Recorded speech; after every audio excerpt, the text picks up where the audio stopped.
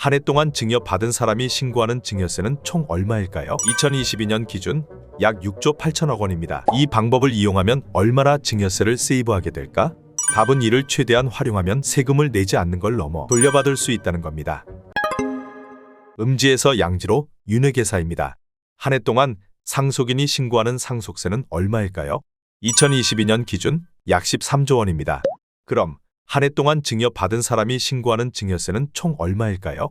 2022년 기준 약 6조 8천억 원입니다. 대부분 일반인은 국가가 부여한 의무에 따라 성실하게 상속세와 증여세를 신고합니다. 하지만 고액자산가들 중엔 그렇지 않은 사람이 종종 있습니다. 이들이 세금을 줄이기 위해 고의로 탈세를 하는 경우도 있고 잘못된 조언을 그대로 받아들여 결과적으로 탈세가 되는 경우도 있습니다. 탈세한 고액 자산가들의 의도와 상관없이 탈세를 하면 제재 및 처벌을 받습니다. 그래서 이들은 일반인들이 모르는 은밀한 방법으로 탈세를 하게 됩니다. 오늘은 제가 꾸준히 연구한 내용을 바탕으로 고액자산가들의 탈세 방법에 대해 소개해드리겠습니다. 오늘 소개드리는 내용은 이미 과세관청에 의해 적발된 내용으로 절대 따라하면 안 됩니다. 혹시 이 방법을 이용 중이시라면 반드시 전문가의 조언을 받아 바로잡으세요. 은행에선 공짜로 돈을 빌려주지 않습니다. 은행에 돈을 빌렸다면 반드시 사전에 약속한 것처럼 이자를 지급하게 됩니다. 마찬가지로 주변의 지인, 가족에게도 돈을 빌리면 이에 대한 대가로 이자를 지급해야 합니다. 이를 이용하여 고액 자산가는 탈세를 합니다. 먼저 자녀가 부모 회사에 돈을 빌려줍니다. 그 후 돈을 빌린 대가로 정해진 기간 및 이자율에 따라 이자를 지급하게 됩니다. 여기서 이런 의문을 갖게 됩니다. 이자에 대한 이자소득세도 납부해야 하는데 결국 세금을 내는 건 똑같지 않을까? 답은 반은 맞고 반은 틀리다는 겁니다. 이자소득에 대해 세금을 납부해야 하지만 증여세보다는 그 액수가 훨씬 적을 수 있습니다.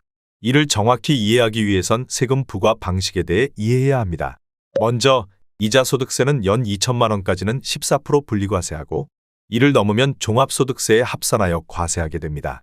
이에 비해 증여세는 1억까지 10% 과세, 1억에서 2억까지 20% 과세하여 5억까지 1억 증가할 때 최대 50%까지 과세하게 됩니다.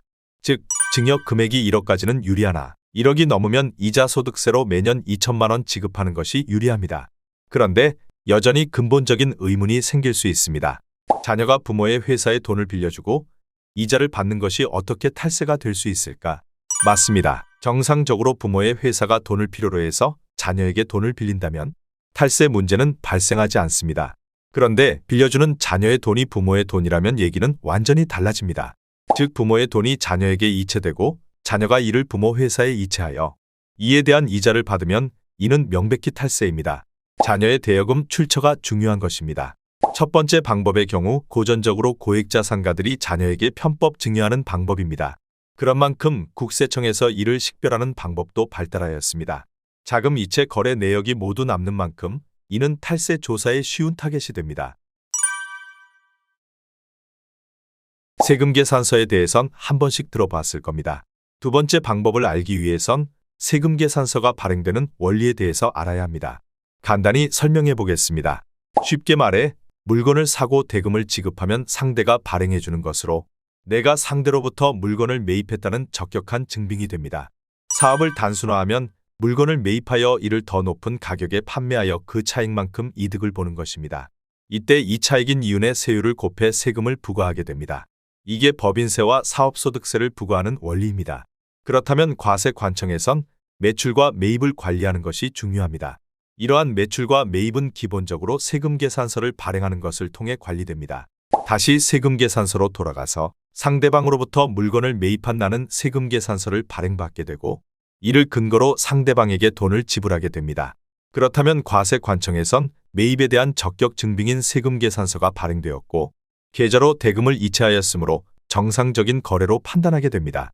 그렇다면 이걸로 어떻게 탈세를 할까요? 허위로 세금계산서를 발행하고 송금한 돈을 자녀에게 주는 방식으로 탈세합니다. 먼저 지인의 명의로 가짜 회사를 설립하게 됩니다. 부모의 회사와 가짜 회사가 거래하는 척하고 가짜 회사에서 부모 회사에 세금계산서를 발행합니다. 세금계산서를 발행받은 부모 회사는 가짜 회사에 대금을 지급하게 됩니다. 대금을 지급받은 회사는 이 대금을 부모의 자녀에게 지급하면서 결과적으로 증여세를 탈세하게 됩니다. 여기서 궁금한 점이 생길 것 같습니다. 이 방법을 이용하면 얼마나 증여세를 세이브하게 될까? 답은 이를 최대한 활용하면 세금을 내지 않는 걸 넘어 돌려받을 수 있다는 겁니다. 법인세와 소득세는 누진세율을 적용합니다. 매입한 부모 입장에선 지불한 금액만큼 비용 처리가 됩니다. 반대로 매출한 가짜 회사 입장에선 받은 금액만큼 매출이 됩니다. 극단적으로 부모의 적용 세율이 누진세율에 따라 45%고 가짜 회사의 적용 세율이 누진세율에 따라 6%면 매입 금액의 45%만큼 이득, 매출 금액의 6%만큼 손실로 이를 합하면 금액의 39%만큼 이득입니다. 물론 부가세와 지방세까지 고려하면 이 금액보단 작습니다.